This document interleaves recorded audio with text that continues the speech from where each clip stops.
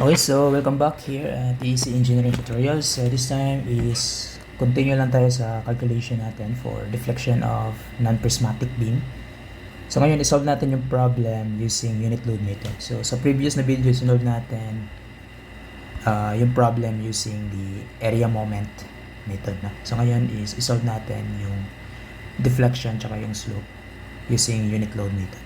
So isang video lang yung deflection tsaka slope.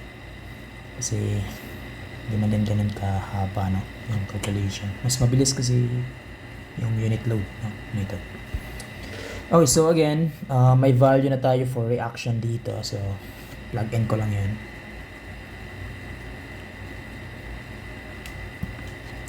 So may value na tayo dito, no? So ayan dito. So yung value niyan sa previous natin na discussion is meron tayong 10.5 kN tsaka 4.5 kN. So this one is 10.5 kN.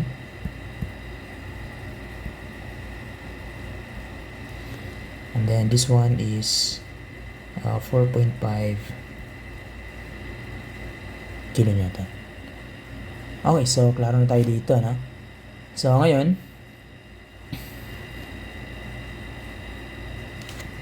gawa tayo ng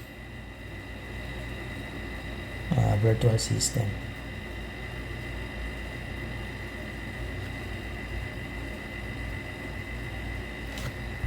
Okay, so ito yung real system natin.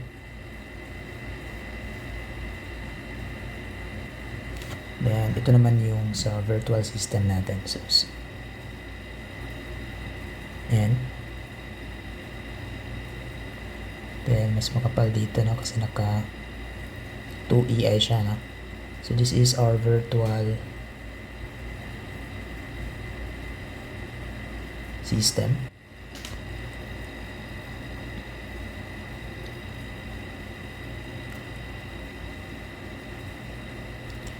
So if you want to compute for the deflection,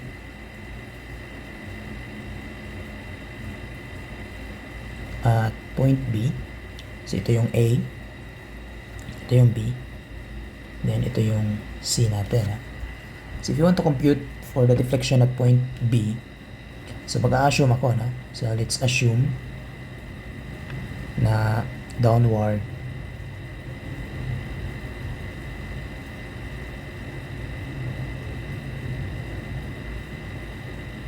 deflection siya, no? So bali yung mangyayari dito is maglalagay ako ngayon ng 1 unit load downward, kasi downward yung deflection. So downward din yung direction ng 1 unit load natin. So solve natin yung mga reactions dito. So we have CY and BY. So we know this is again 3 meters. And then this one is 2 meters, no? So bali yung CY is we have 1 times 3 divided by 5 by summation of moment at point A equal to 0. Bali na-assume natin na this direction is positive. So we have 3p. And then dito naman sa EY, that is by summation of forces vertical equal to 0. So this is 1 minus 3p. So therefore we have 2p, no? So okay na tayo dyan, no? So ngayon is mag-cutting na tayo. Okay? So to solve for deflection at point C, there is just summation lang ng mga integration ng mm over EI dx. Okay? So by segment tayo dito. So first limit natin is itong segment EB. Okay, so for segment EB, so we have integration 0 hanggang sa length ng segment EB, no? Provided na pag mag-reference ako, so it could be yung x ko must start from point A or it must start from point B, no? Para yung limit ko is laging starting from 0 up to the length ng beam. So, ganun lang yung rule natin, though we know na kahit saan ka mag-reference. So, kung saan ka mag-reference, just make sure na tama yung limit mo. So, in my case, ayaw ko nang medyo nakakalito. So, as much as possible, stick lang ako sa convention ko, no? So, 0 ako hanggang length. So, meaning, yung x ko must be from A, either from A or from B. So, bali dito is, ito yung segment EB. So, gawin ko na lang, kahit saan ako mag-reference, no? So, mag-cut ako dito. Ayan, same cutting sila. Kung paano yung cut mo dito sa real system, ganun dapat yung cutting mo sa virtual system. So, kung ito siya is naka-distance x, so, bali ito is at distance x. So, bali nag-refer ako sa point A, no? So, ganun din dito. This must be at distance x. So, pag in-assume natin, then gawa natin ang moment to, no? Tanggalin ko muna yung 2EI. So, gawa natin ang moment to. So, bali dito na part, kunin natin yung moment niya. So, I assume na yung ganitong ikot ng moment is positive. So, ganun din yung magiging convention ko dito for virtual, no? So, yung ganitong moment is positive. So, for moment EB,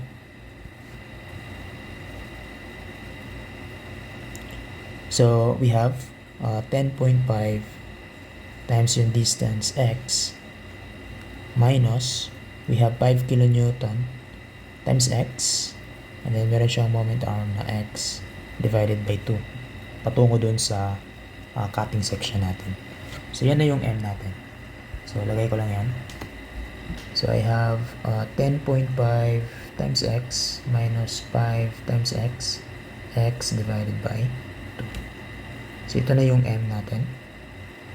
So, yung maliit na M naman, yung dito. So, itong M for EB, this is, we have 2p nung x. Okay? So, same siya sa direction ng positive natin. Ha? So, we have positive 2p of x all over E. So, yung I dito sa segment EB, mas makapal to eh. No? So, meaning this is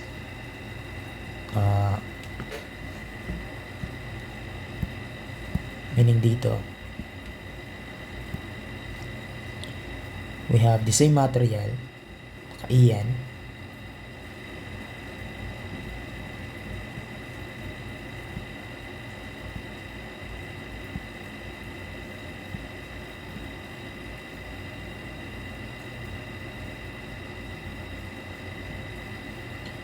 so the same material, naka-A to, yung segment E, B, and BC.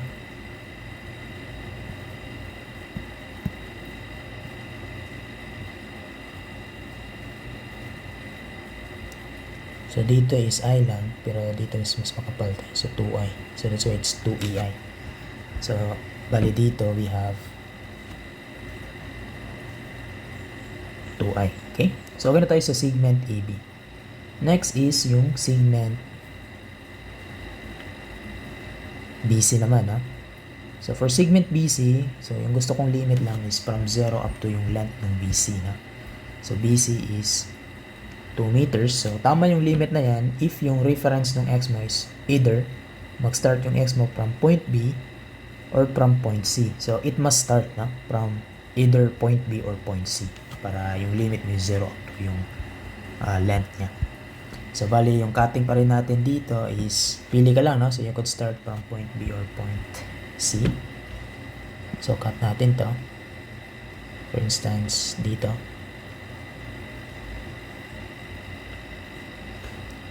Yan, no? So, ito yung cutting section natin ngayon, no? Yan, ito yung cutting section natin ngayon. Okay?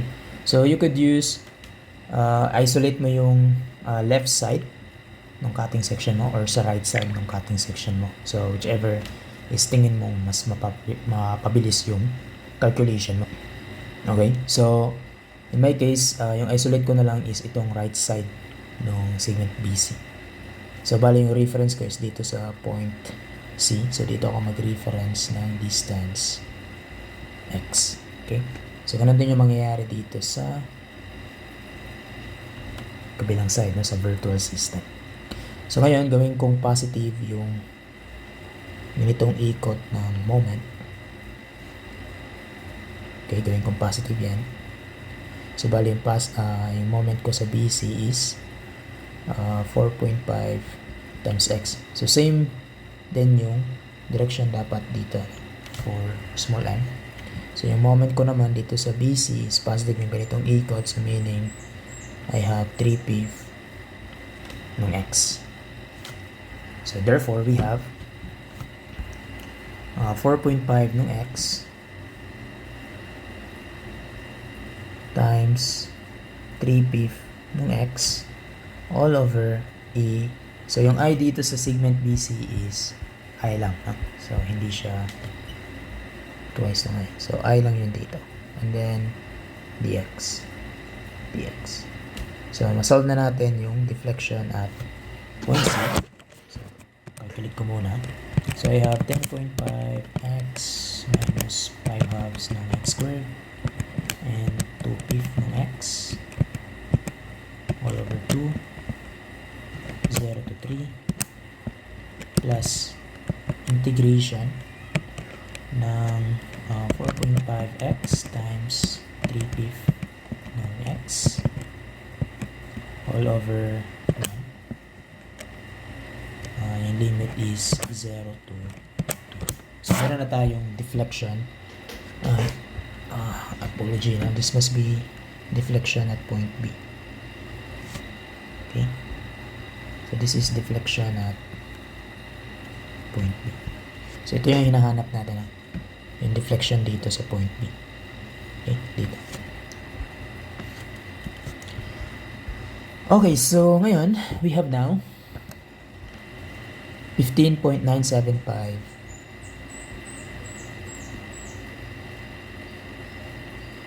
all over EI. Okay? So yan na yung, and we have positive sign. So yung positive sign indicate na tama yung assumption, no? So correct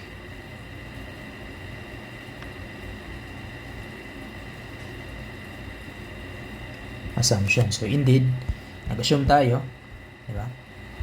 Nag-assume tayo na downward deflection. So tama pala to. So this one is indeed a downward deflection.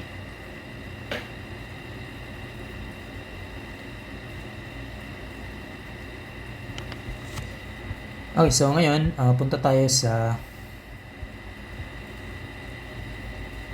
rotation naman, no? Or slope at point B.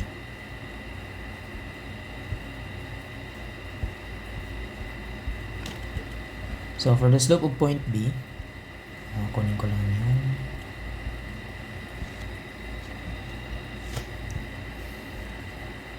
problem natin.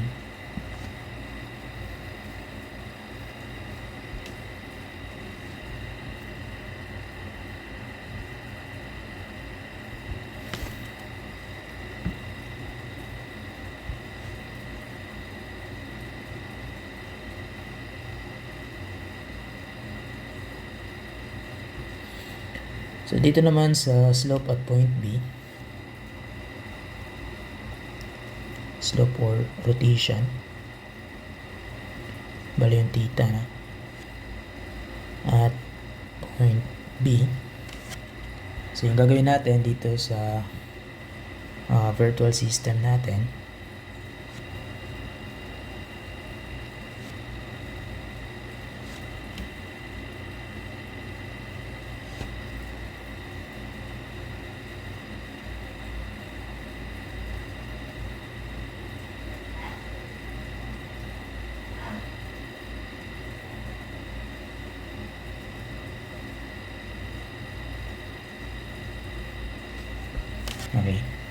sa virtual system natin, ito yung virtual system. Ito naman yung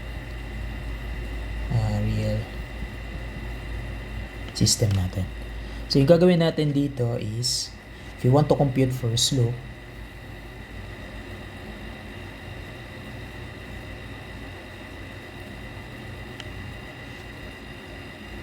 so maglagay tayo dito sa point B, hindi ba point B? Maglagay tayo dyan ng 1 unit couple. Okay? 1 unit couple. So ngayon, kunin natin yung mga forces dito. So this is A, this is B, this is C. So itong CY, tsaka itong AY. Okay? So bali dito, alam natin this is 3 meters, while this one is 2 meters. So bali yung EB natin by summation of moment at point A equal to 0. So therefore this is a 1 na moment over yung distance niya patungo dun sa point A, no? So this is 1 pf.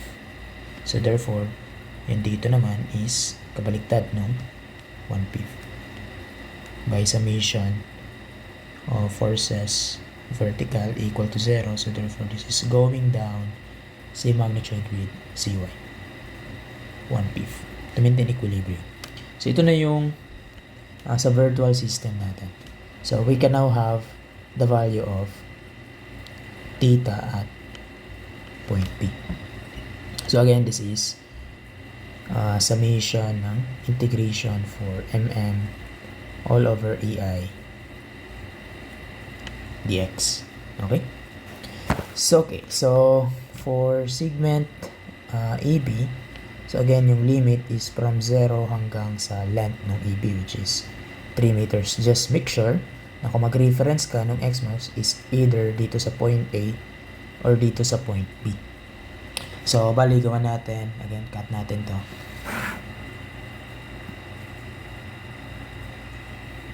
Ayan. So, same. Dapat yung cutting ng dalawa.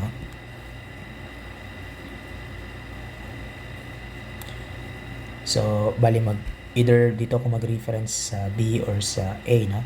So, consider ko na lang yung sa right side ng cutting section. So, ito bali is at distance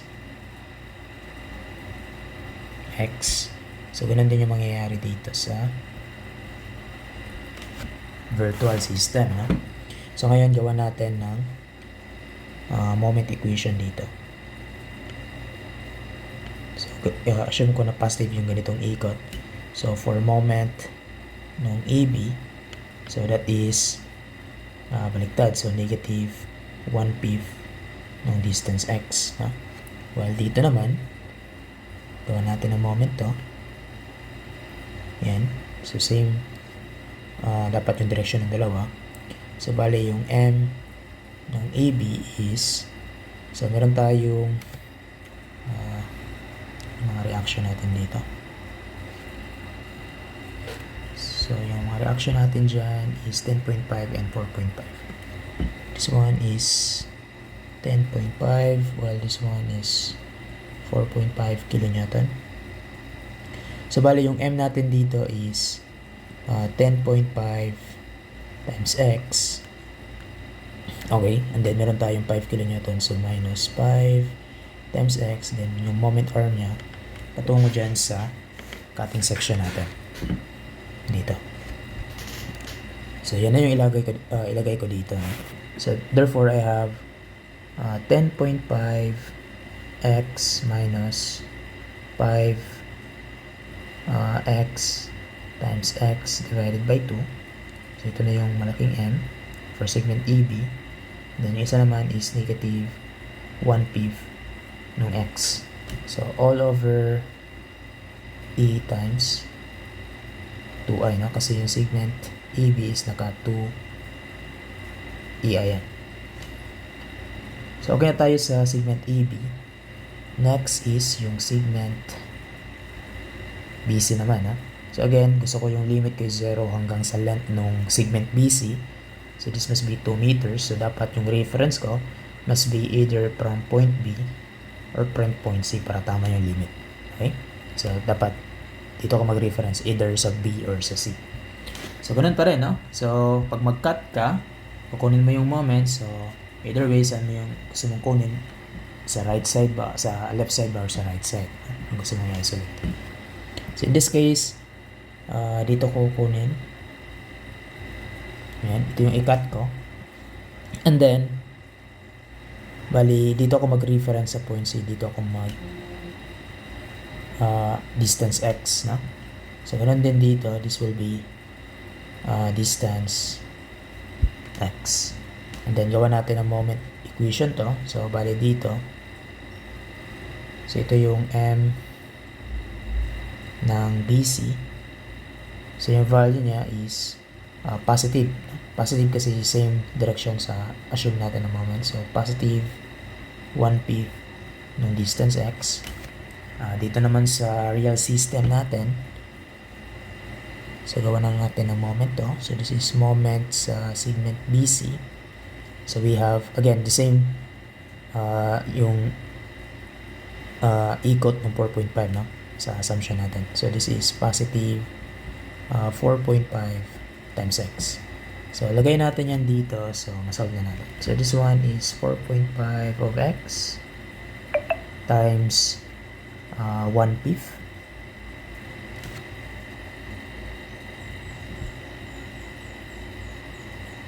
So, 1/5 of x all over. So, take note yung BC is naka-EI lang.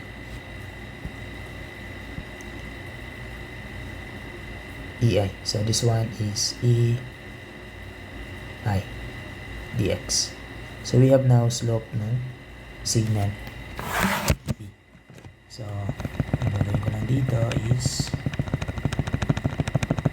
calculate ko muna using calculator. So, I have negative 1/5.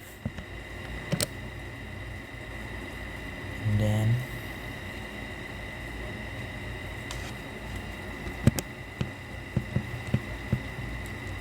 I have 4.5, then it is 1/5. So we have now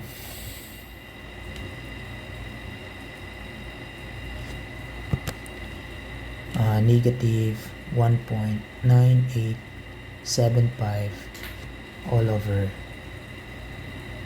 EI. So yan na yung sagot natin.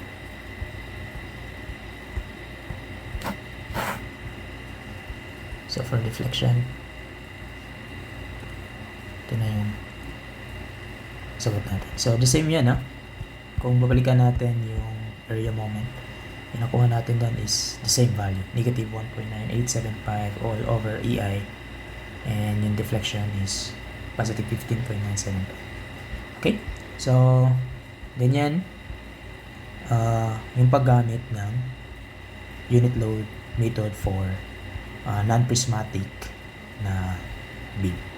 Okay? So, if you like this video, consider subscribing to my YouTube channel, and if you want to get notified with our weekly uploads, so just click the notification bell. Okay, so see you in the next video. Thank you.